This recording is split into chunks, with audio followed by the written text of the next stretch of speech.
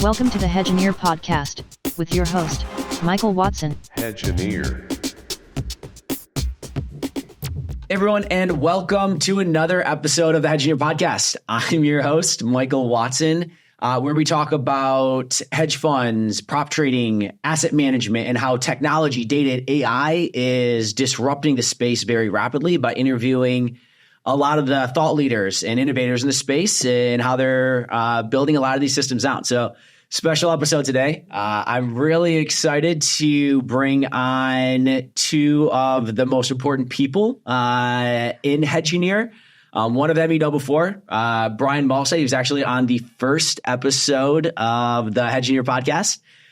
New partner to the company as we're kind of like starting to cook with gas and take this rocket ship to the next level. And then my co-founder, Gerard Miller.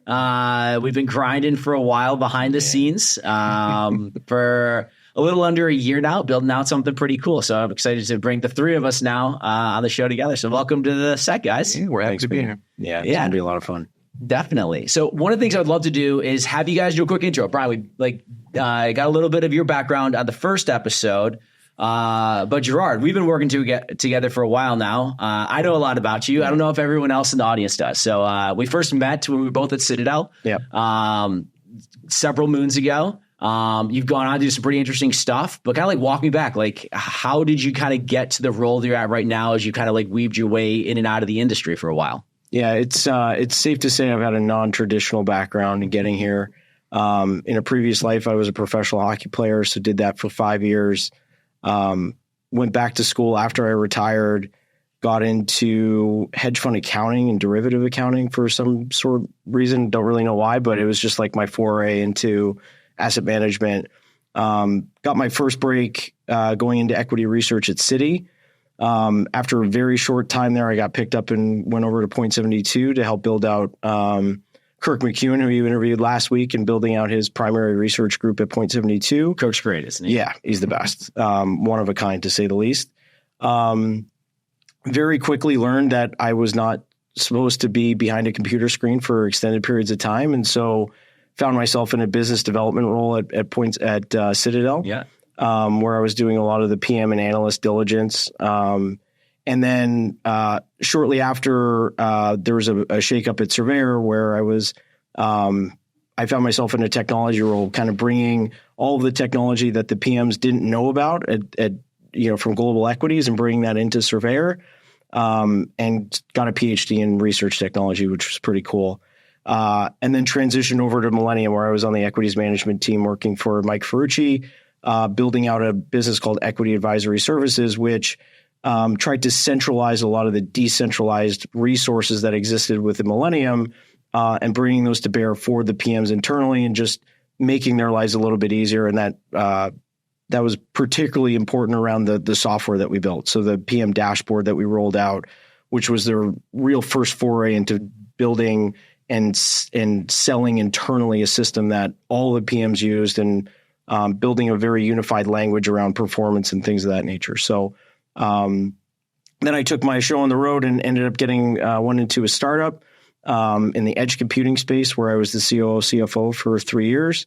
And then that's when I met you at the tail end of that process, and here we are. So yes, very winding road, but I've learned a lot of stuff along the way, both on the PM front, but more now importantly on the business front. How do you build a business, and how do you sell things? And I'm excited to do that. I love that. So connect me to the dots where we met, because I love kind of like going over like the history of how two people know each other. And from my perspective, I kicked off last year. I loved this space, and I started with the podcast because passion was the product. It was just something that I loved talking about. We would talk about it over drinks all the time. A lot of other people from the industry, I would like chat about it. And I was like, I just want to turn this into something that I could share. Because like you can only have a conversation with a couple of people. You build some cameras on, add some audio, and then you can start sharing it with a lot more people. So we started talking about a couple of these things in the space, and then a mutual friend, it was actually Josh Tenefoss, connected us. He goes, "Oh, dude, you guys are both talking about some really similar stuff. You guys should meet." Throw on a Zoom call, and we just start going back and forth about all the amazing things we would love to be able to build in this industry, but feel like we get to own it, like that as the technologist that you're building stuff and really disrupt stuff. And we just hit it off right away. And we just start ideating over all of these amazing tools, from PM dashboard to screener to portfolio analytics to research management tools, how it all kind of like hooks together into a centralized data platform that connects everything from front, middle, and back office together. Yeah.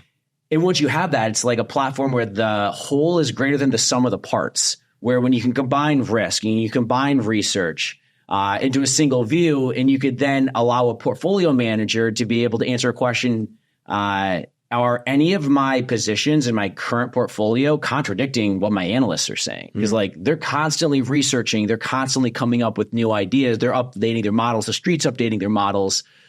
Is my portfolio always reflective of that? Yeah. And if you have your research data and your portfolio data in two separate places, that's kind of a hard thing to be able to not only like look at daily, but to have a system constantly monitoring that for you.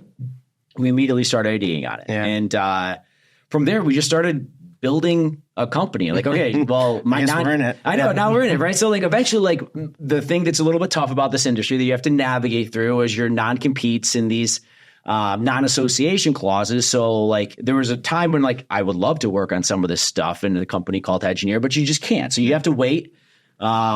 But in the meantime, you're constantly ideating. And the second that non-competes ended, it was like, all right, let's go. Let's start sprinting. And then we really quickly built something really special together. And pretty excited to start sharing a little bit more about that with the audience, as well as like we're taking on a ton of new clients. The business is booming. Like I can't believe how quickly we've grown from something that was just an idea. And not just from the client space and the product perspective, but like the team. Yeah. Like, and so it starts with just us going back and forth. Like, all right, we need the most talented people in the world to help us. And they don't need to, they're not like to bring, not just to come on, but to be partners with us. And that's when reached out to Brian. Is like, hey man, like you're the best at what you do. And I would be honored if you would share this with us and help make it something really special. And then kind of got you involved like over the last, I think, month now in full time, just like cooking with gas. Brian, we did a little bit about your background in the first episode. Can you just give us a quick reminder, like how did you end up now being a partner at Hedgineer after winding through both aerospace and the hedge fund industry and helping us build something that's trying to transform the industry? Yeah, absolutely. I think when you described that there's clearly a need for this, that was very affirming for me. This isn't solved across our industry. This is something that we bring in a novel way, and seeing that resonate with the clients as we scale with these first few now, and seeing their reactions to it, seeing the value that it's going to provide to them, that was what really sold me about this, because having the clients and the customers of your eventual products scream back at you how valuable it's going to be is a very, very keen selling point on knowing that you're working in the right direction. Yeah, I would say that when you started the podcast, Passion is the Project, I think that's carried over. And I think what that's allowed us to do, and some of the feedback that I've seen from our clients, is that we speak differently. We speak our clients' language, and that allows us to get to the root of the problems that they're faced with faster, which allows us to get to value faster on their behalf, value on a scale that they really haven't seen before. And they appreciate that because they appreciate the urgency that we're bringing to the problem, because it's problems we have seen in the past, we've solved in the past. And now we're just trying to give them a leg up as they compete in a market that is incredibly difficult to compete in and sustain performance for an extended period of time. And so I think that the biggest key to our success at this point has always been and will always be the passion that we bring to our clients, and they'll see that. Like one of our clients said to me specifically, we were looking for you guys for 2 years. And when we saw you, we knew you guys were it. And it was because of the way we engaged with them. We were different. And that's something that I'm really excited about, because I think being different is what's gonna sustain our success for a really long time. Yeah, I think that's not commonplace. It's very unique to the group sitting here, because as you start to tack on circles in the Venn diagram of market experience, understanding of finance, technology, software, AI, and then one of the last circles of, as you mentioned, the apprenticeship, maybe someone having gone through a 10-year gauntlet to get to the place where they are self-sufficient and autonomous to own these pieces. Once you start adding those together, that center of the Venn diagram gets pretty small. Yeah. And I think that's the stereotypical agent that we look for within our team here. And that's what we've found thus far with our partnership. It's a recipe for success. It is. Mm-hmm. And then there's different different stages that people are at in their career where that Venn diagram slowly gets filled in. Mm-hmm. And I think we were all at kind of that point in our lives where like we just wanted more, and we wanted to build something truly transformative. And one of the things that you said where we were solving a problem that we had actually seen before, I think is another element that helps us move very quickly. And I've started to notice as we've taken a bit of a cavalry ride across the industry, working with our clients, other prospective partners, that a lot of engineering data technology teams within various funds, whether it's a new launch or a fund that's been around for a while, are solving the same problems. And they're starting from scratch. They're re-engineering the wheel. Yeah. And what we do is we say like, hey, we can be actually a clearinghouse for all of the systems that we know that you're going to have to recreate. Now, like an example is you're going to be using an OMS, you're going to be using a PMS provider that you're not building yourself. And you're likely using some system to do your shadow NAV calculations. But that order management system, that's what OMS means, PMS is portfolio management system, then have to feed into a data warehouse of where are all of your positions in the portfolio at every point in time through history that you use for risk. You use that data warehouse for portfolio analytics. You use that same data warehouse for investor relations sometimes. And then that same platform is used to join against a risk management software where you say, like, what is our risk today? What has our risk historically been? Use that as a good feedback system to be able to better understand what we're good at, what we need to be doing better. And not everyone should be recreating that system themselves. And so when we come together, we say, like, all right, what are the commonalities that we see across all of our clients, across the industry? And let's build one incredible data platform that we can deploy on our client's cloud. We're not doing it in a way where it's a constant licensing service where you have to pay us every year to be able to keep using it. We deploy it. It's yours. And it's your data. We ingest the data from all the different cloud providers that you have into one system. So then we can start deploying some really interesting products on top of it, starting with dashboards and then really quickly throwing AI on top of this data warehouse that bridges risk, research, portfolio analytics in one system that we found really quickly is very transformative. Brian, you've been spending a lot of time looking at a lot of like the AI tools that come off the shelf, whether it is something from Gemini with GCP or anything through AWS, all the OpenAI tools that are available through Azure. Can you give us like a quick overview of the landscape as you see it from using some of the off-the-shelf AI tools that you get from some of the big cloud providers? Yeah, absolutely. Quick tack on to your previous comment because I think it's worth emphasizing. The superset of information that you choose to understand about a client, you might think as a gut reaction is bespoke to that client. And so you go and you have to design a specific solution. You have to reinvent the wheel for that client. What we found, and it's been a bit of a surprise to me because it's not so intuitive, is that it's not 0% overlap. It is much closer to 100% overlap. And of course, it isn't and never will be 100% because every single institution has the alpha internal to their bespoke use cases. But how much overlap there is so that someone who acts as a hub like Hedgineer does to develop a superset that applies to multiple, be it the custom hydration after the fact, I've found to be much more palatable than ever expected because a lot of people, as you say, are solving the exact same problems and they're just reinventing the wheel to do it.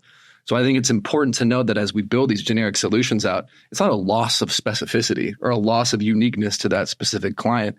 It's rather an efficient tool to get you 85% of the way there for free instead of spending 2 years building it yourself. Critical piece. To answer your direct question, AI space, obviously amazing right now. There are so many different buzzwords being thrown around, and you have to swim through some of the fat sometimes to get to the actual signal in the noise. I've always modeled it, and we've manifested it as at Hedgineer in the same way. There are a few different phases to AI, and each is a different maturity, and each provides a different tier of value as you roll it out. And the overview is probably something like productivity, something in the middle where you're starting to build custom chatbots or run RAG for whatever data sets that you have that are calibrated to a specific use case for your company. And then the third, which is more of the inference type of AI, the alpha generating and the idea generating AI. And so we're excited to roll all three of those tiers out. We have clients at each stage right now, but a brief overview, and then we can double click into each one as we deem necessary. The productivity stuff, obviously championed by Microsoft right now through the 365 and Copilot suite. If you're creating content, be that text, image, PowerPoints, meetings, it could be Excel spreadsheets to run a specific type of analysis that your analysts run every single day manually. The Copilot suite is there to take away a lot of that manual effort. It's not taking their job. It's giving them time back so that they can focus on business value adds instead of the rote, mundane aspects to the aforementioned creations. So as productivity boosts go, the Copilot suite's phenomenal. As you get into the other cloud providers, you have a few alternatives from Gemini and the old Duet chat to many different systems across the other cloud providers, Bedrock within AWS, obviously, and the chat associations with this. But the Copilot suite, since it lives so close to the Office suite that many of us know and love, is a very seamless way to integrate with your daily workflows while piggybacking on all the corporate things that you care about, like security policies, being compliant with the information boundaries that your Microsoft admin or your MSP has already set up for you. So that's the productivity side. I would like to give a quick example for the phase 2 side, which is the more custom usage of an LLM. I think our internal example is a pretty cool one. It's where we have a system that we use that does our meeting transcriptions. We get live transcripts from every single meeting that we're on. Immensely valuable tool, as you guys know, for referencing the information, catching up on teammates' meetings, seeing where in meetings a specific keyword is mentioned so that you can catch up on that specific topic later on. Extremely valuable tool. Where we've started to really double click into that is consume that live transcript from a programmatic service that we've written, run it through our custom LLM that is code gen enabled and has retrieval enabled so that it can browse the web, check the Hedgineer website, pull our GitHub repositories down. And we can ask it in the middle of the meeting something like this: Hedgineer bot, from the content of this meeting and referencing our GitHub repositories, go write additional code that extends it with the same structure, style, and syntax of all of our human contributions thus far. Submit a pull request with that change based off of the content from the meeting and the action items discussed here, and submit it to us for approval. And that automatically happens behind the scenes, and it's not complicated to set up.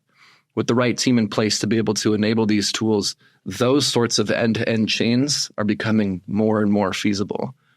So it's a wonderful capability. The boundaries in this space are limitless right now. That's one very small example, but a very keen one nonetheless. And then the last point that I'll touch on for the third element is the alpha generating piece, the idea generating piece here. Here we start to blend some of the natural language capabilities of LLMs with more classical machine learning and AI, be it principal components analysis or support vector machines, whatever it is. But being able to look at a data set with dimensionality that is beyond what we can understand in Euclidean space or in time space, whatever it may be, and having the computer analyze those 3,000 dimensions and pull out relationships between data sets in a way that a person could and would never, because they're not looking for it, is a really keen way for us to, again, generate alpha, because those dimensions that I mentioned don't just have to be numbers that a mathematician is writing for his PhD thesis, but those could be portfolio dimensions or events database elements or key pieces within a research workflow. Being able to relate all those to say, these 3 decisions that I made at a very early stage along this process are the most high value indicators for the success of that decision down the road is a mapping exercise that is obviously tremendously valuable to any asset manager. And that's the third area that we're excited to get into. Yeah, I would say that the second piece you were talking about enables us to, again, deliver value faster, right? Totally. In the meeting, we can be simultaneously developing product and deliver POCs faster for our client to opine on and for us to then eventually get to production faster, right? And so our time to value with our clients, again, standout thing that I continually am blown away with, and it makes my life easier when I go to a client. I'm like, watch how fast we can do this. Totally. Right? And then the second piece, when you think about the third leg, right, where you're getting to the alpha generation piece, I think that what I find is starting to separate us is our collective engagement with portfolio managers is very different, right? And so again, it's not just how quickly can we develop a product, but how quickly can we sit down with a PM and diagnose their problem, diagnose their process, and then develop something that actually institutionalize that process to optimize idea velocity and increase it and maximize it in a way where every conversation I've ever had, idea velocity is what separates the men from the boys in this business from what I've seen. And so the closer we get to that, the more value that we create, and it becomes a flywheel where it's now, well, what else can we do? And that's a really exciting place to be at. I mean, 2 things I would love to, double click on that is the first one regarding the AI agent being able to be included in the meeting, recording the transcript, getting all of the context is something that I have suddenly have such a almost a not disappointment on, but I feel like I've lost so much information over the years by not just having these conversations of the things that I'm learning on the fly recorded. Like if you leave a meeting, you only write down a couple of notes on a line, but there's so much more content that's lost. And so I'm assuming you were also thinking one of the use cases that we had a couple of weeks ago where there was an analyst at one of our clients and we were iterating over how to do a valuation of some fixed income like products and what the curve structure looks like over time, how to infer the curve structure and the interpolation of it, and then systematically use that to screen thousands of different products at once. And so there was a domain expert on the call, happened to have our AI agent recording it, and then an awesome software developer that knows the space really well. And like having the content be captured completely and then synthesized between like the person in the front office and somebody that understands the domain pretty well but's really good with code, really quickly identifying, all right, this is the library that we would use. This is how we would do the math. This is how what an example reference would be. Here's an example repo on GitHub. And then at the end of that, being able to say, all right, Hedgineer bot, you have all the contents. Let's use this NumPy library to do the interpolation. Let's use this example from this website, pull that down, and then use the rest of the content that we just talked about. Go to the let's say the fixed income valuation module within the Hedgineer repo and do a PR request to add in this function. Go. And then you go back to your desk. I mean, eventually this is going to get more and more real time where we don't have this, you have to wait till the meeting's done for that transcript, but just something that they're live editing in real time. And these concepts of like Goldman has like the strats desk, or a lot of people use this concept of a forward deployed engineer.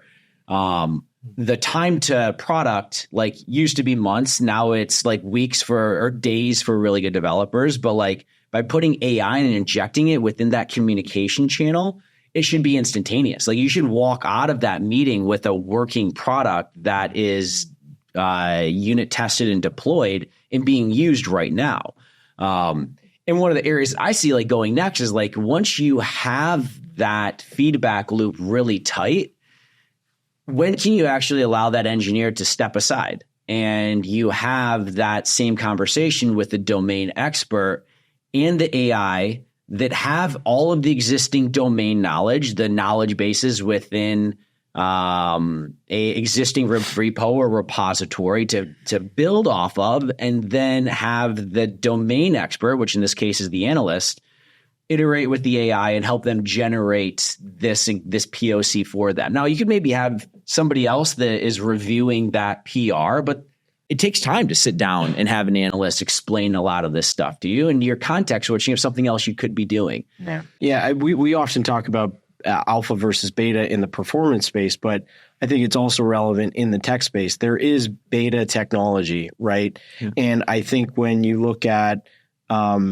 historically, specifically single managers, not the big guys that we've worked at, but these single managers oftentimes make the decision to go build it themselves, but they're just building beta, right? Just to build a foundation of their business, and then they're building tech debt on top of it.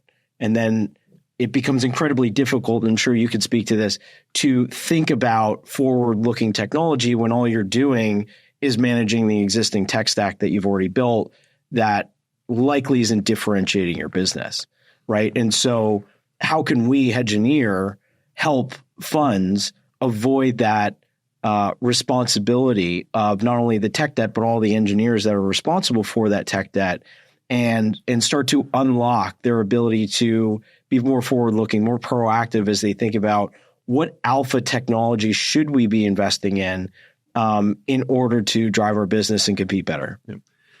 I like the framing that you guys both just laid out. I think AI's involvement in that as far as the conversion of even beta technologists to alpha or beta technology to alpha, or automating away some of these manual slogs with AI. I like those framings, but I think the succinct description of that is what you guys mentioned about AI being used as the tool to convert a recurring cost to a single cost. I think that's the simplest way to understand what these tools are doing. It's not taking away a job. It's not removing something. It's taking a recurring cost and making that a single cost.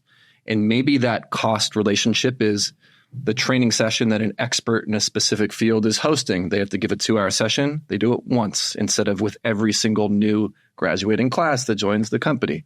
Maybe it's with a headcount for a specific team. Maybe it's for a specific pull request that the developer who's been at the company for 10 years has to do once a month to fix this specific recurring bug. That becomes a single cost because AI has figured out how to extrapolate and solve that the next time. And the key piece in that conversion from the recurring cost to the single cost is that it's okay if that single cost is much greater than each individual atom of the recurring cost. Building the bot to do that as a single cost is much, much, much more efficient from a cost, person, time, all the above perspective than it is paying that over and over and over again. And all the context shifts and everything that is manual in the process of doing that. Yeah, the amortization of that cost and then the marginal effort over time become completely different, right? Totally. Your marginal effort goes to zero and your amortized cost goes to zero, which is a great outcome. Yeah, and your example of what is alpha today is beta tomorrow plays out time and time again when it comes to building out your own technology solutions internally, because there's no other option right now, but eventually there will be, and then you have to figure out how do you get what is now beta, everyone has it, off of your balance sheet, because you're servicing this debt by hiring people to deal with it, taking mind share of people to focus on it when they should be focusing on other items, and passing that beta off to another entity. And like, that's how we think about it. Like, I want to buy that beta and make sure that it's the most elegant solution to this industry standard practice. This is what good looks like. And we are giving it to our clients just off of the shelf to allow them to get freed up to focus on what makes you special. Like, how are you generate alpha? How are you creating a reusable process that constantly enables you to surface the best ideas that you have to the table to identify, is this something that I want to act on? And creating that flywheel is where you should be spending your time. Yeah. And that goes to the talent issue that I think we're seeing as well. Not only is technology and talent becoming undeniably intertwined with each other, it is very sticky when you are a analyst at a fund that has the type of technology that we're talking about, it now becomes a litmus test when you're thinking about leaving or being recruited. Hey, do you have this? Hey, do you have this? Hey, do you have this? Well, all of those things are a core to my process. I'm not going to leave and jeopardize my career when all you're doing is giving me more money. Like that seems like a terrible value proposition. And not to mention the fact that I've come to appreciate just how smart the people in this industry are. And at the same time, how mundane some of the things we're asking them to do are at the same time, right? And so where AI becomes incredibly powerful is it starts to take your best talent and scale them in ways that makes them more proactive and removes the things that you wouldn't normally hire a smart person to do. And I think that becomes culturally beneficial to everybody, because then people aren't depressed with going into work every day and just having to click a button and do all these things, but rather they feel part of the alpha generating process of the business, whether it be on the investment side or reducing cost in some other way, shape, or form. And so I think all of this, all the technology that we're talking about has a profound impact across the business of hedge funds, not just any one particular silo within a hedge fund or asset manager. So with that, let's wrap it up. So thanks everyone for tuning into this week's episode of the Hedgineer podcast. I'm your host, Michael Watson. And if you're interested in learning more, check us out on the website or on Slack or any of our socials across Instagram, LinkedIn, TikTok. And until the next episode, take it easy. Thank you for joining. See you soon. Hedgineer.